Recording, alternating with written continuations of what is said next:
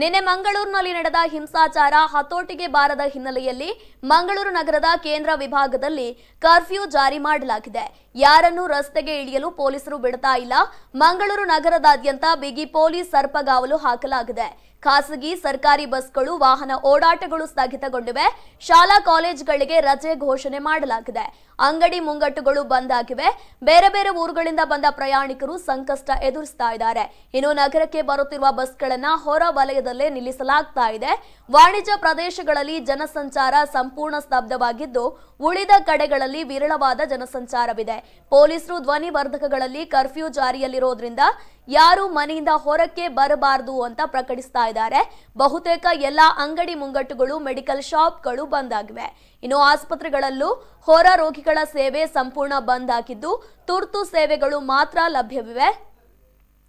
December 22ರವರೆಗೆ curfew ವಿಧಿಸಲಾಗಿದ್ದು, ಹೊರಗಿನಿಂದ ಹೆಚ್ಚಿನ police ಬಲವನ್ನ ನಗರಕ್ಕೆ ಕರೆಸಲಾಗ್ತಾ ಇದ್ದು, ಸದ್ಯಕ್ಕೆ ಪರಿಸ್ಥಿತಿ ಸಂಪೂರ್ಣ ನಿಯಂತ್ರಣದಲ್ಲಿದೆ ಅಂತ ಹಿರಿಯ ಪೊಲೀಸ್ ಅಧಿಕಾರಿಗಳು ತಿಳಿಸಿದ್ದಾರೆ.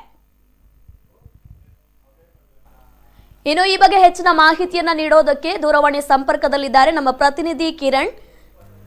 ಎಸ್ ಕಿರಣ್, ಮಂಗಳೂರಿನಲ್ಲಿ ಪರಿಸ್ಥಿತಿ ಹೇಗಿದೆ? ಪವಿತ್ರ, ನಿನ್ನೆ ಹೊತ್ತು ವಿರುದ್ಧ ಮಂಗಳೂರು ಈಗ ಕೆಲವು ಭಾಗದಲ್ಲಿ ಶಾಂತವಾಗಿದೆ ಅಂತಾನೆ ಹೇಳ್ಬೋದು. ಕಳೆದ ರಾತ್ರಿಯಿಂದ ಈವರೆಗೆ ಯಾವುದೇ ಅಹಿತಕರ ಘಟನೆ ವರದಿಯಾಗಿಲ್ಲ.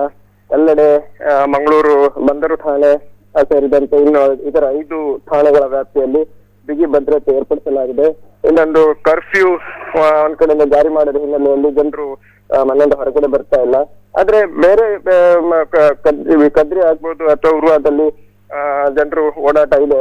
ಆದ್ರೆ ಅಷ್ಟೇನು ಬಿಯಾಗಿಯಲ್ಲಿ ಕೈಗೊಂಡಿಲ್ಲ ಅಂತಾನೆ ಹೇಳ್ಬೋದು. ಆದ್ರೆ ಮಂಗಳೂರಿನ ಪರಿಸ್ಥಿತಿಯನ್ನ ಅವಲೋಕಿಸಿ ಇಲ್ಲಿಯ ಸಿಚುವೇಶನ್ಗೆ ತಕ್ಕಂತೆ ಕಾರ್ಯನಿರ್ವಹಿಸಲಿಕ್ಕೆ ಈ ಹಿಂದೆ ದಕ್ಷಿಣ ಕನ್ನಡದ ವ್ಯಕ್ತಿಯಾಗಿದ್ದ ದಯಾನಂದ್ ಅವರು IGP ಇಂಟೆಲಿಜೆನ್ಸ್ ಆಗಿದ್ದಾರೆ. ಅವರನ್ನ ಕಳಿಸ್ಕೊಡ್ಲಾಗಿದೆ.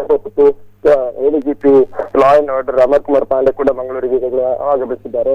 ಇನ್ನೊಂದು ಮಹತ್ವದ ಮಾಹಿತಿ ಅಂತ ಹೇಳಿದ್ರೆ, ಕಳೆದ ಮಧ್ಯರಾತ್ರಿ 12 ಗಂಟೆಯಿಂದ ಇಂಟರ್ನೆಟ್ ಇದನ್ನು ಸ್ಥಗಿತಗೊಳಿಸಲಾಗಿದ್ರೆ ಎಲ್ಲ ತಪ್ಪು ಮಾಹಿತಿಗಳನ್ನ, ಸುಳ್ಳು ಸುದ್ದಿಗಳನ್ನ ಹರಡಿಸುವ, ವೈರಲ್ ಮಾಡುವಂತ ಒಂದು ಪ್ರಕ್ರಿಯೆ ಆರಂಭವಾದ ಹಿನ್ನೆಲೆಯಲ್ಲಿ ಮುಂದಿನ 48 ಗಂಟೆಗಳವರೆಗೆ ಸೇವೆಯನ್ನು ಸ್ಥಗಿತಗೊಳಿಸಲಾಗಿದೆ. ಮತ್ತೆ ಮಂಗಳೂರ ಇದೇ ಮೊದಲ ಬಾರಿಗೆ ಏನು ಕರ್ಫ್ಯೂ ವಿಧಿದ್ದಲ್ಲ. 2006ರಲ್ಲಿ ಕರ್ಫ್ಯೂ ಮಂಗಳೂರಿನಲ್ಲಿ 5 ದಿನಗಳ ಕಾಲ ಕರ್ಫ್ಯೂ ಹಾಕಲಾಗಿತ್ತು.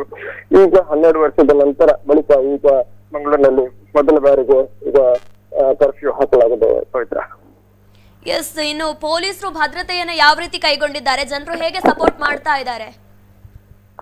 ಪವಿತ್ರ, ಈಗ ಹೊರಗಿನ ಜಿಲ್ಲೆಗಳಿಂದ, ಇತರ ಜಿಲ್ಲೆಗಳಿಂದ ಈಗ ಪೊಲೀಸ್ ಪಡೆಗಳನ್ನ, ಹೆಚ್ಚಿನ ಪೊಲೀಸ್ ಪಡೆಗಳನ್ನ ಕರೆಸಲಾಗ್ತಾ ಇದೆ.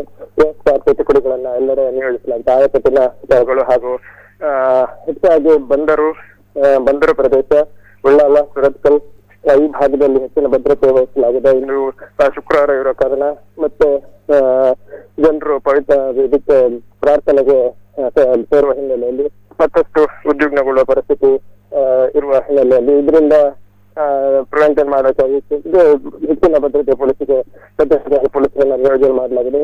ಹೊರಗಡೆಯಿಂದ ಇತರ ಜಿಲ್ಲೆಗಳಿಂದ ಹೆಚ್ಚುವರಿ ಪೊಲೀಸ್ ಪಡೆಗಳನ್ನ ಮಂಗಳೂರಿಗೆ ಕರೆಸಿಕೊಳ್ಳಲಾಗಿದೆ. ಅದೇ ರೀತಿ ಇಲ್ಲಿಯ ಪರಿಸ್ಥಿತಿಗಳನ್ನ ಅವಲೋಕಿಸಲಿಕ್ಕೆ ಹಿರಿಯ ಪೊಲೀಸ್ ಅಧಿಕಾರಿಗಳು ಬರ್ತಾ ಇದ್ದಾರೆ.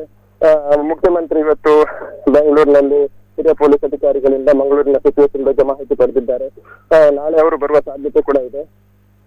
ಪವಿತ್ರ, ಮತ್ತೆ ಆಯಕಟ್ಟಿನ ಭಾಗಗಳಲ್ಲಿ ಪೊಲೀಸರು ನಿಯೋಜನೆ ಮಾಡಲಾಗಿದೆ. ಎಲ್ಲಾ ಚಟುವಟಿಕೆಗಳ ಮೇಲೆ ಕಬ್ಬಿನ ನೀಡಲಾಗಿದೆ. ಡ್ರೋನ್ ಕೂಡ ಬಳಸಲಾಗ್ತಿದೆ ಅಂತ ಹೇಳಲಾಗಿದೆ. ಅದೇ ರೀತಿ ಯಾರನ್ನು ಬಂದರಾಗ್ಬೋದು ಅಥವಾ ಹಂಪನಕಟ್ಟೆ ಸರ್ಕಲ್ ನಲ್ಲಿ ಯಾರನ್ನು ಸಂಚಾರಕ್ಕೆ ಓಡಾಡ್ಲಿಕ್ಕೆ ಬಿಡ್ತಾ ಇಲ್ಲ ಪೊಲೀಸರು. ಪವಿತ್ರ, ಎಸ್, ಇನ್ನು ಕರ್ಫ್ಯೂ ಎಷ್ಟು ದಿನ ಜಾರಿ ಮಾಡಲಾಗಿದೆ? ಹಾಗೆ ಈ ಕರ್ಫ್ಯೂ ಜಾರಿ ಮಾಡಿರೋದ್ರಿಂದಾಗಿ ಜನಸಾಮಾನ್ಯರ ಮೇಲೆ ಇದು ಯಾವ ರೀತಿ ಪರಿಣಾಮ ಬೀರ್ತಾ ಇದೆ ಅಂತ ಕಿರಣ್? ಪವಿತ್ರ, ಆಕ್ಚುಲಿ ನಿನ್ನೆ ಸಂಜೆಯಿಂದ ಕರ್ಫ್ಯೂ ಬಂದರು ಠಾಣೆ ಮತ್ತೆ ಕುದ್ರೋಳಿ, ಉರ್ವ ಈ ಭಾಗದಲ್ಲಿ ಕರ್ಫ್ಯೂ ಜಾರಿ ಮಾಡಲಾಗಿತ್ತು. ಆದ್ರೆ ಇವತ್ತು ಮತ್ತೆ ಪ್ರತಿಭಟನೆ ತಾವು ಹೆಚ್ಚಾಗುವ ಅಥವಾ ಮತ್ತೆ ವಿಧ್ವಂಸಕ ಚರ್ಚೆಗಳು ನಡೆಯುವ ಒಂದು ಸಂಸ್ಥೆಯ ಹಿನ್ನೆಲೆಯಲ್ಲಿ ಇದನ್ನು ಎಕ್ಸ್ಟೆಂಡ್ ಮಾಡಲಾಗಿದೆ. ಇವತ್ತು ಆಕ್ಚುಲಿ 6 ಗಂಟೆ ತನಕ ಕರ್ಫ್ಯೂ ಹಾಕಲಾಗಿತ್ತು. ಆದ್ರೆ ಇದನ್ನ ಎಕ್ಸ್ಟೆಂಡ್ ಮಾಡಿ 22ರ ಮಧ್ಯರಾತ್ರಿವರೆಗೆ ಕರ್ಫ್ಯೂ ಅನ್ನ ಜಾರಿ ಮಾಡಲಾಗಿದೆ. ಕರ್ಫ್ಯೂ ಜಾರಿಯಿಂದ ಯಾರು ಮನೆಯಿಂದ ಹೊರಗಡೆ ಬರುವ ಹಾಗಿಲ್ಲ, ಯಾರು ರೋಡಲ್ಲಿ ಸಂಚರಿಸುವ ಹಾಗಿಲ್ಲ. ಆ ತರದ್ದೇನಾದ್ರೂ ಕಂಡು ಬಂದಲ್ಲಿ ಪೊಲೀಸರು ಅವರ ವಿರುದ್ಧ ಕಠಿಣ ಕ್ರಮ ಕೈಗೊಳ್ತಾರೆ. ಒಂದು ವೇಳೆ ಉದ್ವಿಗ್ನ ಪರಿಸ್ಥಿತಿ ಸಂದರ್ಭದಲ್ಲಿ ಮನೆಯಿಂದ ಹೊರಗೆ ಬಂದು ರೋಡಿಗೆ ಬಂದಲ್ಲಿ ಕಂಡಲ್ಲಿ ಗುಂಡು ಹೊಡೆಯುವ ಇದು ಕೂಡ ಆದೇಶ ಕೂಡ ನೀಡಲಾಗಿದೆ. ಪವಿತ್ರ. ತಮ್ಮೆಲ್ಲ ಮಾಹಿತಿಗಾಗಿ ಧನ್ಯವಾದಗಳು ಕಿರಣ್.